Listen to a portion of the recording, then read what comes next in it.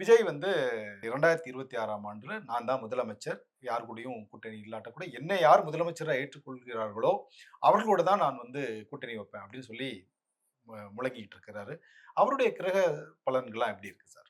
ஒரு அரசியல் சார்ந்த விஷயங்கள்ல ஒரு குறிப்பிடத்தக்க வெற்றியவோ, அல்லது குறிப்பிடத்தக்க இடத்துக்கோ வரணும்னா, சூரியன், செவ்வாய், சனி பலமா இருந்து, குரு ஸ்ட்ராங்கா இருந்தாருன்னா, அவங்க ஈஸியா வந்துடலாம். இது அடிப்படையான விஷயம். அவர் ஜாதகத்துல சூரியன் ஸ்ட்ராங், சனி ஸ்ட்ராங், குரு ஸ்ட்ராங், செவ்வாய் வீக்கா இருக்காரு.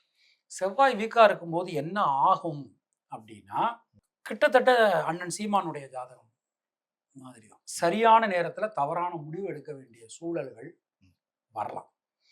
அப்ப அப்படி வரும்போது என்ன ஆகும்னா, இந்த 2026ல ஒரு அவர் சொல்ற அளவுக்கு வர முடியுமா? அப்படிங்கிறது எனக்கு தெரியல.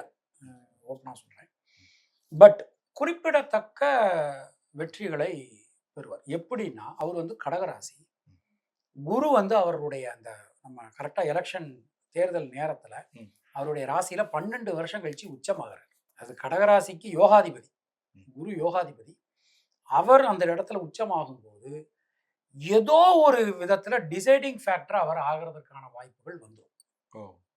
வெற்றி பெறுவதற்கான வாய்ப்புகள்ங்கிறது குறைவு. ஏன்னா ஜனனகால ஜாதகம் வீக். ம். பட் இந்த இடத்த பொறுத்தவரை ஒரு டிசைடிங் ஃபேக்டரா வருவதற்கான ஒரு ம். சூழல்கள் அமைஞ்சிரும். ம். அவரு வந்து கட்சி ஆரம்பிச்ச நாளு, ம். அறிவிச்ச நேரம், அந்த கொடியினுடைய அமைப்பு, ம். அந்த கொடியில இருக்கக்கூடிய நட்சத்திரங்களுடைய எண்ணிக்கை, அந்த கலர் எதுவுமே ம். குழப்பங்களை தரக்கூடிய மாரி தான் அமைஞ்சிருக்கு.